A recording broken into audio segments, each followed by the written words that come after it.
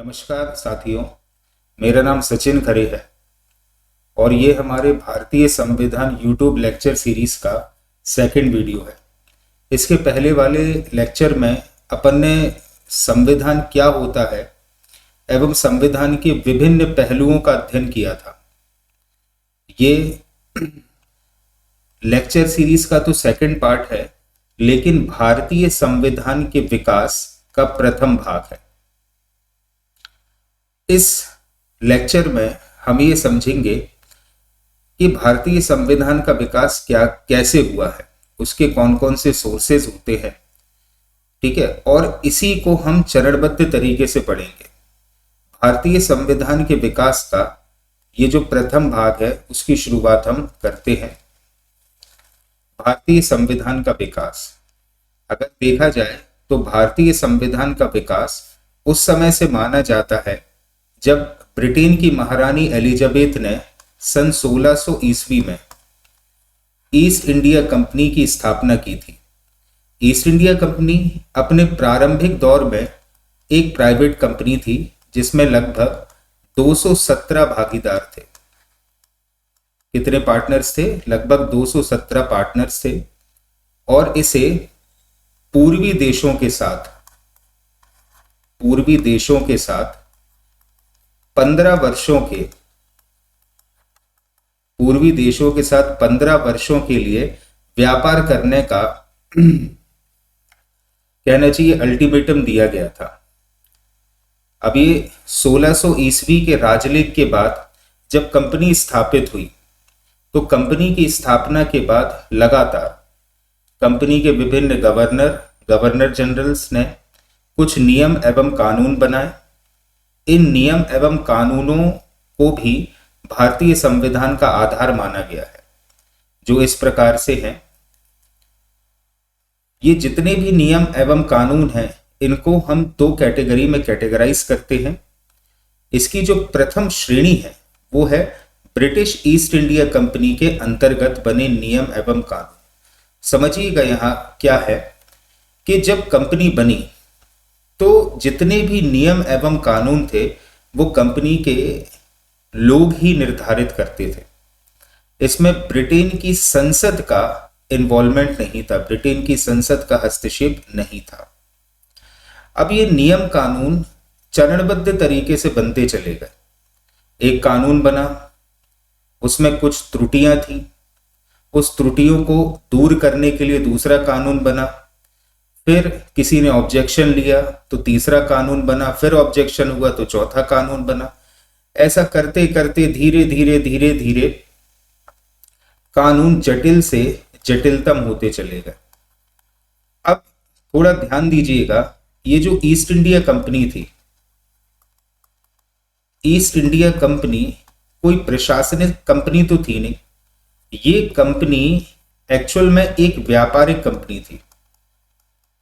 व्यापारिक कंपनी होने के कारण इनका जो मोटिव होता था वो होता था ज्यादा से ज्यादा प्रॉफिट कमाना। इस प्रॉफिट कमाने के चक्कर में इन्होंने नियम एवं कानून ऐसे बनाए कि ज्यादा से ज्यादा प्रॉफिट कंपनी को ही होने लगा और जो कहना चाहिए भारतीय नेटिव्स थे, भारत के लोकल के जो लोग थे, उनका आर्थिक शोषण हुआ, जिसका परिणाम हुआ 1857 की क्रांति, द ग्रेट रेबेलियन ऑफ 1857। इसीलिए वर्ष 1857 के बाद ब्रिटेन की संसद ने या कहना चाहिए कि ब्रिटेन के क्राउन मतलब ब्रिटेन की महारानी ने ईस्ट इंडिया कंपनी को अपने अधीन किया। तो 1857 की क्रांति के बाद 1858 में ये जो ईस्ट इंडिया कंपनी एक व्यापारिक कंपनी थी, ये कन्वर्ट हो गई एक प्रशासनिक इकाई में और इसके सभी नियम एवं कानून सारे ब्रिटेन की संसद से बनकर आने लगे। तो यही जो नियम है, कानून है, जो पहले गवर्नर जनरल या कंपनी के जो बोर्ड ऑफ डायरेक्टर्स बनाते थे, 1857 के रिवॉल्ट के बाद, 1857 की क्रांति के बाद ये नियम एवं कानून ब्रिटेन की संसद के द्वारा बनाए जाने लगे, यही चीजें कहलाती हैं भारतीय संविधान के स्रोत, क्योंकि डायरेक्टली और इनडायरेक्टली ये अंग्रेज कुछ ऐसे प्रशासनिक क्रियाएं करते थे जो हमें बहुत कुछ सिखा देते थे, भारतीयों को बहुत कुछ सिखा देते थे।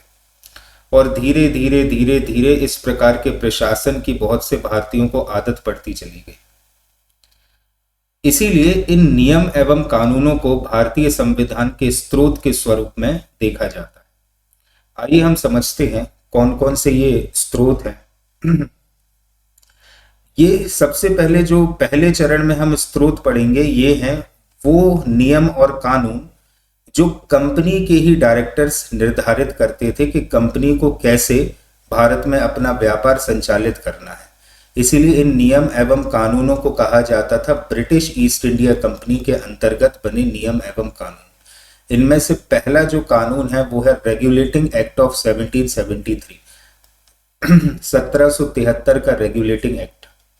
दूसरा है इसमें अब 1773 का जो कानून है इसमें किसी न किसी प्रकार से कहना चाहिए कि त्रुटियां थी, तो इन त्रुटियों को दूर करने के लिए लाया गया पिट्स इंडिया एक्ट 1783। उसके बाद लाया गया चार्टर एक्ट 1793, फिर चार्टर एक्ट 1813, इसके बाद चार्टर एक्ट 1833। 1773 का अधिनियम क्या है, 1784 का क्या है, 1793, 1813, 1833, ये सब अपन चरणबद्ध तरीके से पढ़ेंगे। इसके बाद 1853 में भी एक कानून बना था, ठीक है।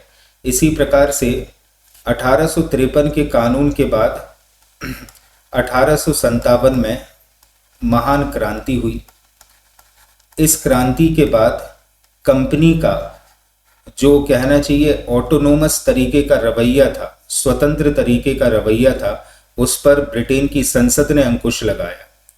और ब्रिटेन की संसद के अंकुश लगाने का परिणाम यह हुआ कि कंपनी के जितने भी क्रियाकलाप थे वे सब ब्रिटिश क्राउन के अंतर्गत आ गए। अब ब्रिटिश क्राउन के अंतर्गत मतलब डायरेक्ट इनडायरेक्ट तरीके से ब्रिटेन की जो महारानी थी वो भारत पर शासन करने लगी। और इसके बाद जो नियम बनाए गए वो कहलाते हैं ऐसे नियम जो ब्रिटिश क्राउन के अंतर्गत थे, जैसे government of India act of 1858, उसके बाद इंडियन काउंसिल एक्ट ऑफ 1861, फिर Indian council act of 1892, Bharat परिषद अधिनियम 1909, उसके बाद 1919 का अधिनियम जिसे कहा जाता है भारत परिषद अधिनियम 1919, इसके बाद भारत परिषद अधिनियम 1935, और रिपीटेटिवली ये कानून बनते चले गए। अगस्त प्रस्ताव, भारत छोड़ो आंदोलन के बाद विभिन्न प्रकार के कानून ये रिपीटेटिव तरीके से बनते चले गए। तो यही जो कानून है, ये जितने भी कानून हैं जिनको हमने दो कैटेगरीज में बांटा है, यही कहलाते हैं भारतीय संवैधानिक विकास के स्रोत या भारत के संवैधानिक स्रोत। इनमें से जो पहला कानून है वो है सन 1600 ईस्वी का राजलेख। यही जो 1600 ईस्वी का राजलेख है इसको इंग्लिश में हम कहते हैं द चार्टर एक्ट ऑफ 1600। राजलेख इसीलिए बोला जाता है इसे क्योंकि इस पर ब्रिटेन की महारानी के हस्ताक्षर हुए, इसलिए ये कहलाता है राजलेख। और यही वो राजलेख है जिसके माध्यम से महारानी एलिजाबेथ ने ईस्ट इंडिया कंपनी की स्थापना को रजामंदी दी थी।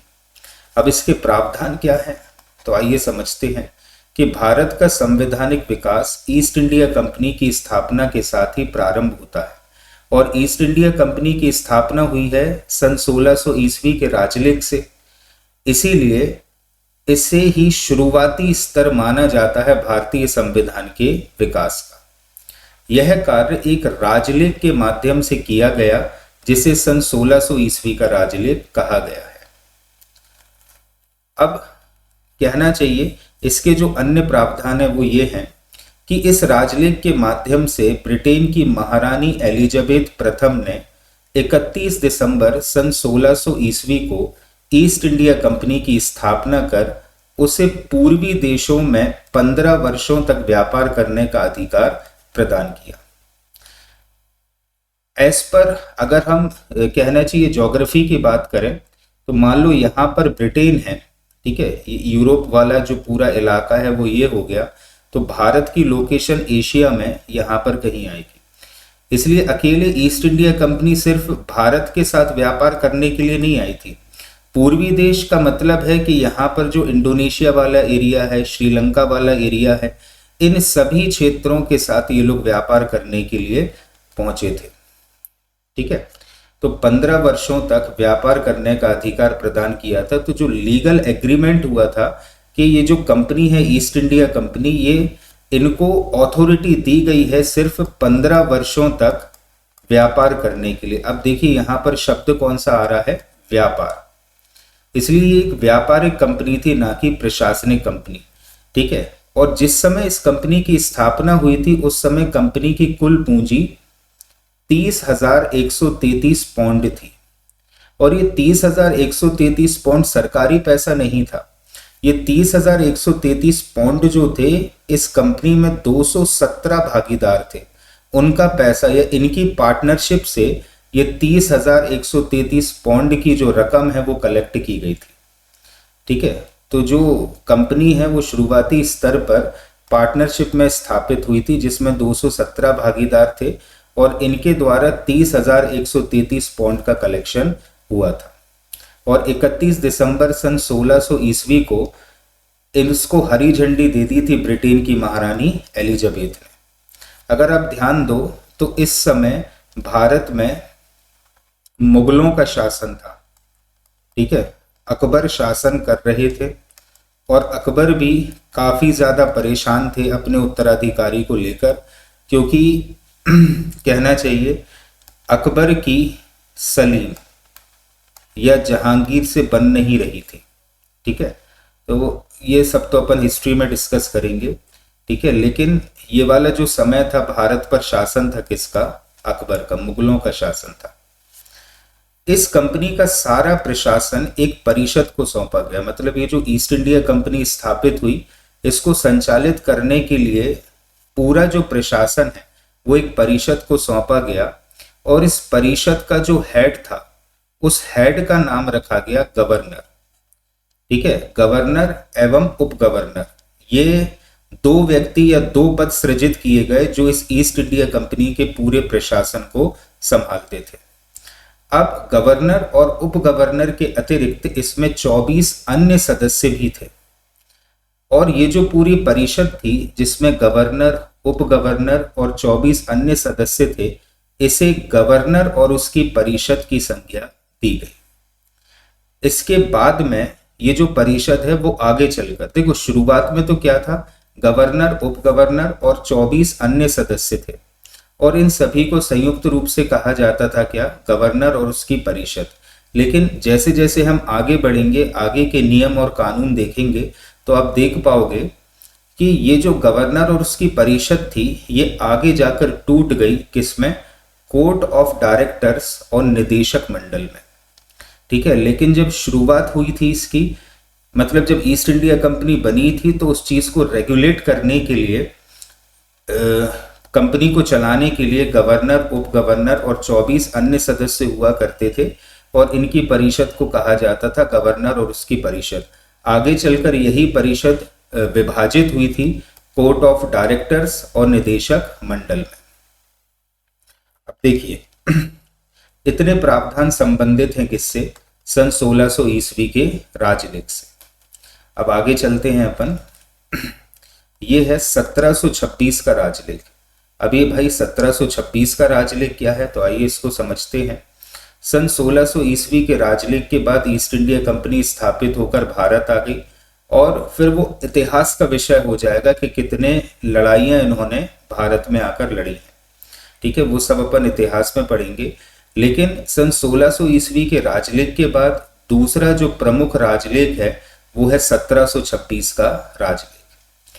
तो इस राजलेख के द्वारा क्या हुआ कि कोलकाता, मुंबई और मद्रास प्रेसिडेंसियों के राज्यपालों तथा उनकी परिषद को विधि बनाने की शक्ति प्रदान की गई। इसके पहले यह शक्ति इंग्लैंड स्थित निदेशक मंडल में निहित थी। इसको मैं समझाता हूं। क्या हुआ कि 1600 ईस्वी में तो ये लोग भारत आने लगे, ठीक है।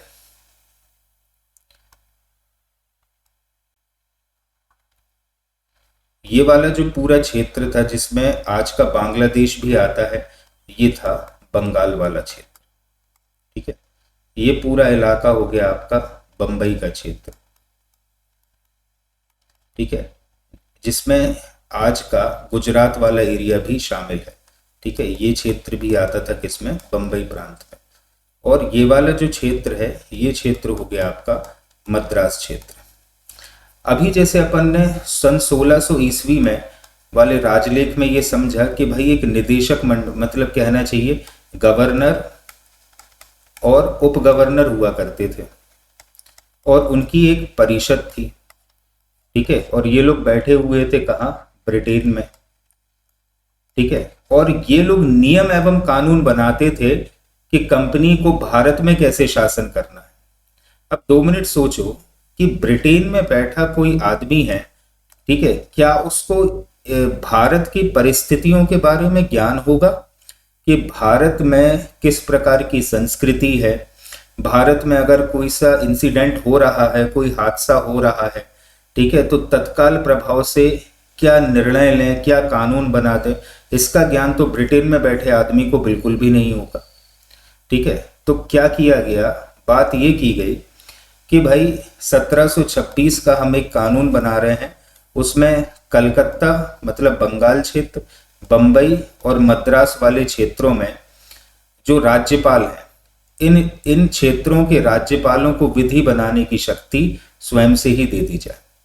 मतलब यहाँ के इंडिविजुअल जो राज्यपाल रहेंगे वो इन क्षेत्रों के लिए कानून बनाएंगे और वे अपने अपने क्षेत्रों के कानून बनाने के लिए स्वतंत्र होंगे, जिससे कि तत्काल प्रभाव से निर्णय लिया जाए अगर कोई विकट परिस्थिति आ रही है तो, ठीक है। और इसके पहले ये सारे नियम और कानून को कहाँ से बनकर आते थे, इंग्लैंड स्थित निर्देशक मंडल से बनकर आते थे। अब बंगाल प्रेसिडेंसी है जिसका मुख्यालय है कलकत्ता, कलकत्ता का गवर्नर अलग होता था, बंबई का अलग होता था और मद्रास का गवर्नर अलग होता था। तो इनको स्वतंत्र कर दिया कि आप अपने अपने क्षेत्र के लिए अलग अलग प्रकार के कानून बना सकते हैं। ये है भाई 1726 का राजलेख। तो 2 चीजें आपको क्लियर हो गई, 1600 ईस्वी का राजलेख और दूसरी चीज है 1726 का राजलेख, ठीक है। चलिए अब हम बात करते हैं 1773 के रेगुलेटिंग एक्ट की। 1773 का ये जो रेगुलेटिंग एक्ट था, इसको लाने के पीछे एक मुख्य कारण था और वह यह था कि जैसे अपन ने अभी पढ़ा कि कंपनी का जो शासन है, ठीक है, कंपनी का शासन एक्चुअल में रेस्ट्रिक्टेड था कहाँ तक, ये बंबई प्रेसिडेंसी वाला क्षेत्र, ठीक है, कलकत्ता प्रेसिडेंसी वाला क्षेत्र और मद्रास प्रेसिडेंसी वाले क्षेत्र तक, ठीक है। धीरे धीरे हुआ क्या कि ये प्रशासनिक इलाका जो कंपनी के अधीन था उसका क्षेत्रफल बढ़ता गया। अब वो कौन कौन से, कहना चाहिए कि वॉर थे, कौन कौन से कानून थे, कौन कौन सी संधियां थी जिससे कंपनी का जो क्षेत्र था उसका विकास होता गया, इन सब का अध्ययन अपन इतिहास में करेंगे। अभी अपन ये देखते हैं, अभी सिर्फ इस लेवल पर आप लोग इतना समझिए कि ये जो कहना चाहिए क्षेत्रफल है वो बढ़ता चला गया और प्रशासनिक जटिलता आती चली गई। कंपनी का जो प्रशासन था उसमें जटिलता आती चली गई, ठीक है। इसलिए कंपनी को कुछ ऐसे स्टेप्स लेने पड़े कि ये जो प्रशासन है वो सुगमता से होता जाए, ठीक है। इसलिए लाया गया था क्या, सन 1773 का रेगुलेटिंग एक्ट। नाम में ही रेगुलेटिंग शब्द जुड़ा हुआ है, इसी से आप लोग समझो कि कंपनी को अपने विभिन्न क्रियाकलाप को सही तरीके से रेगुलेट करना था, इसलिए लाया गया। अब रेगुलेट करने के लिए क्या क्या प्रावधान थे, तो वो प्रावधान अपन यहाँ समझते हैं। इसका जो पहला प्रावधान था वो ये था कि ये एक्ट कौन लेकर आया, ठीक है, और इसकी जरूरत क्यों महसूस हुई। तो तात्कालीन ब्रिटिश प्रधानमंत्री, ब्रिटेन के उस समय के जो प्रधानमंत्री थे वे थे लॉर्ड नॉर्थ।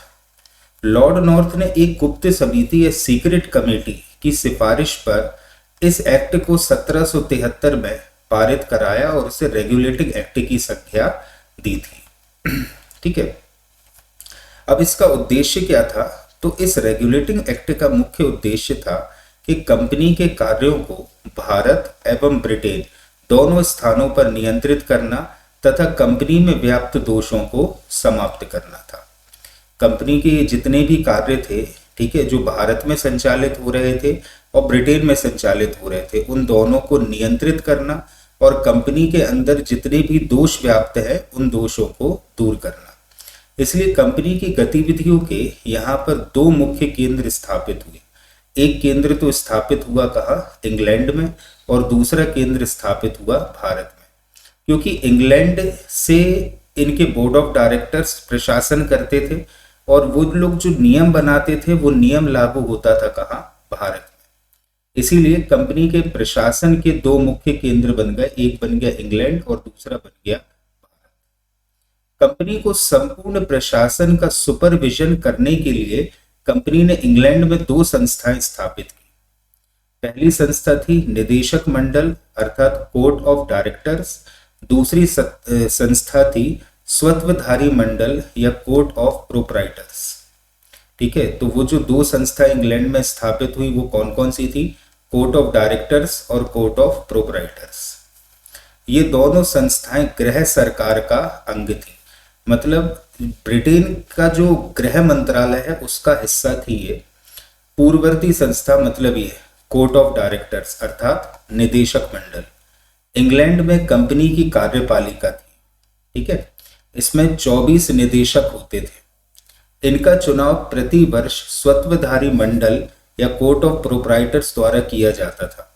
मतलब ये जो कोर्ट ऑफ प्रोप्राइटर्स है इसमें बहुत सारे लोग होते थे और यही लोग अपने में से 24 सदस्यों को चुनकर निदेशक मंडल में भेजते थे। निदेशक मंडल प्रति वर्ष सदस्यों में से, मतलब ये जो 24 सदस्य है उनमें से एक अध्यक्ष को चुनता था और एक उपाध्यक्ष का चुनाव करता था।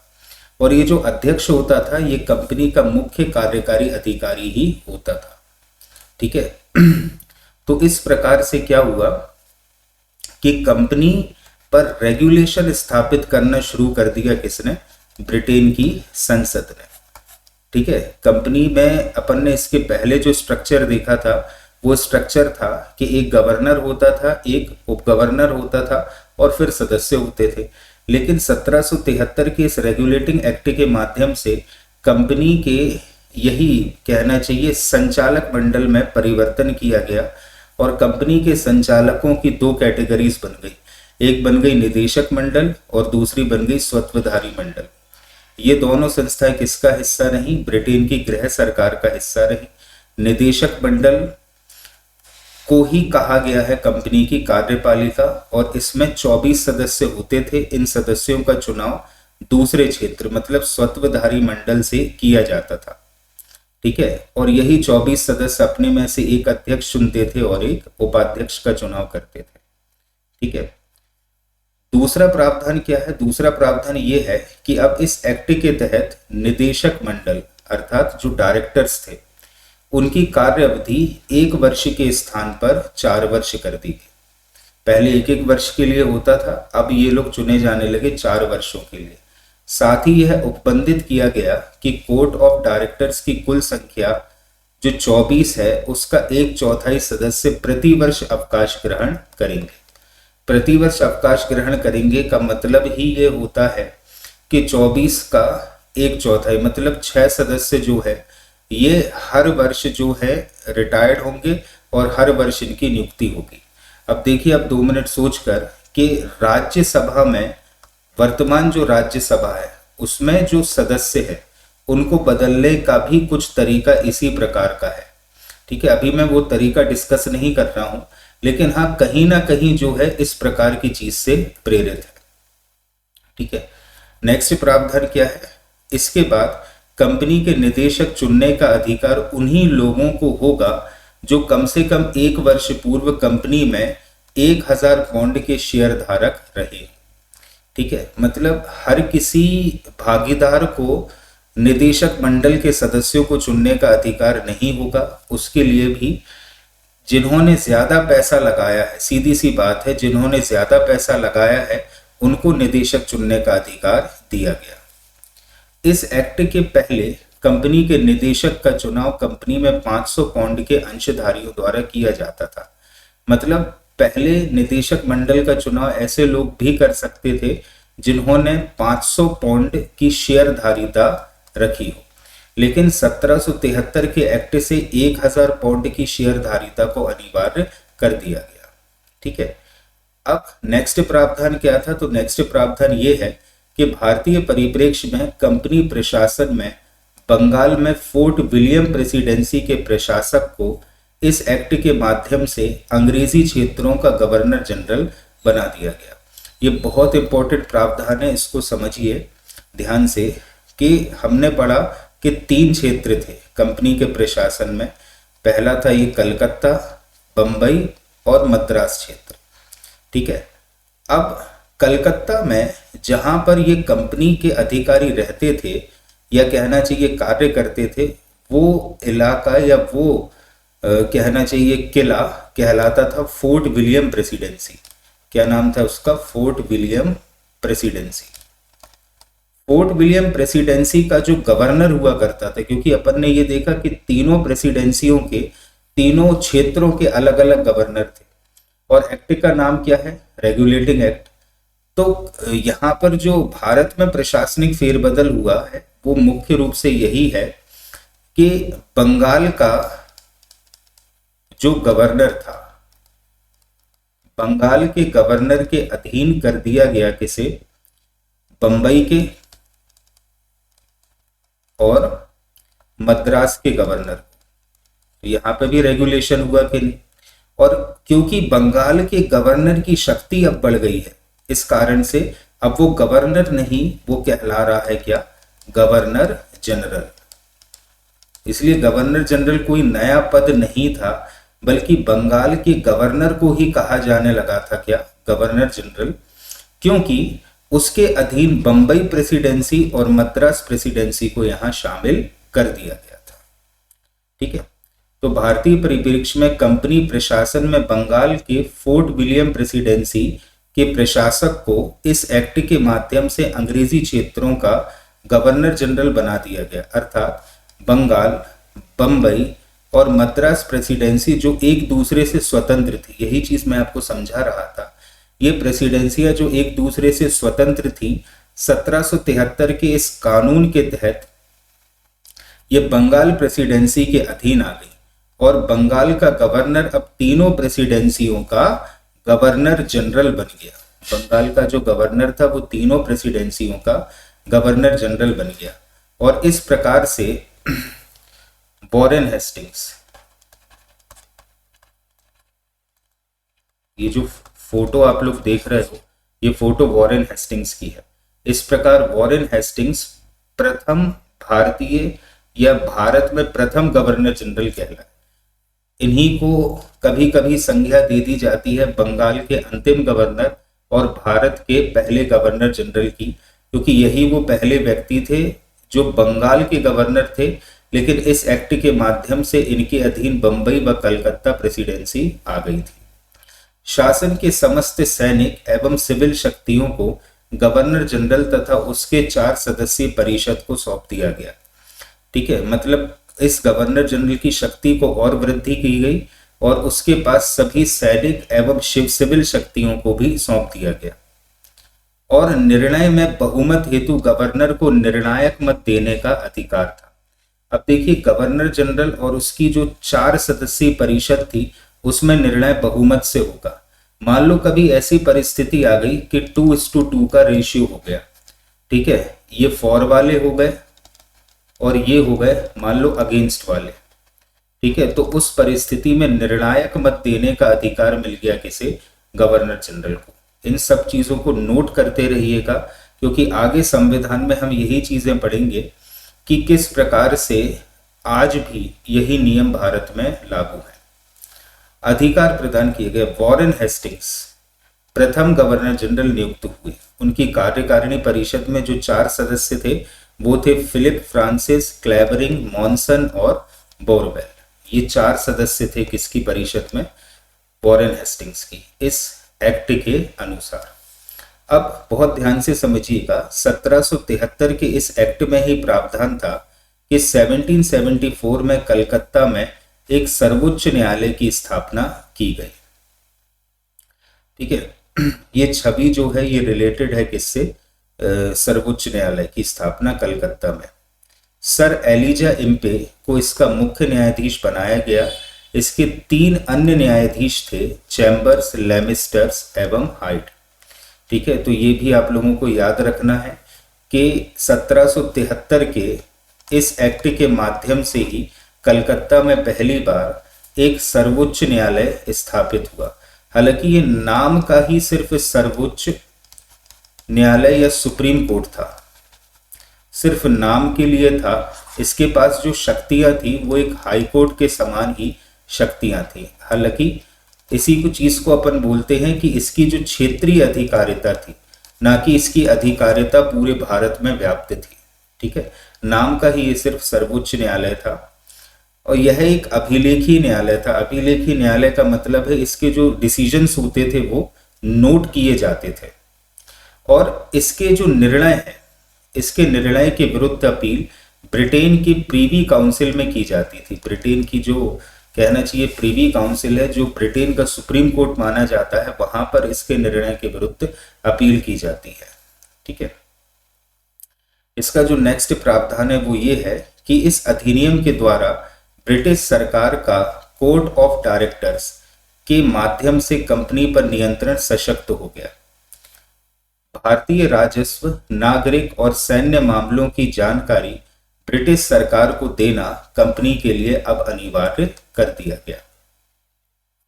इस अधिनियम के द्वारा कंपनी के कर्मचारियों को बिना लाइसेंस प्राप्त किए निजी व्यापार करना और भारतीय लोगों से उपहार व रिश्वत लेने पर भी प्रतिबंध लगा दिया गया। ठीक है, तो ये भी बहुत इंपॉर्टेंट फैक्ट है जो आपको याद रखना है, क्योंकि ये है 1773 का रेगुलेटिंग एक्ट। रेगुलेटिंग का मतलब ही होता है कि पाबंदियां लगाना, रेगुलेट करना, कंट्रोल करना। इसलिए कंपनी के अधिकारी जो कहना चाहिए प्राइवेट तौर पर व्यापार भी करते थे, उनके व्यापार पर भी प्रतिबंध लगा दिया कि बिना लाइसेंस के कोई भी अधिकारी या कर्मचारी व्यापार नहीं करेगा, ना ही किसी भी देशी रियासतों से या किसी भी भारतीय नागरिक से उपहार लेगा या रिश्वत लेगा। ये तमाम सारी चीजें इसके माध्यम से प्रतिबंधित कर दी गई। तो ये है 1773 का regulating act. I hope so आप सभी लोगों को समझ में आया होगा। ठीक है, अगर समझ में नहीं आता है, ठीक है, तो आप हमारे यहाँ ऑफलाइन भी आ सकते हैं पढ़ने के लिए, जिसमें आप फेस टू फेस हमसे डाउट्स पूछ सकते हैं।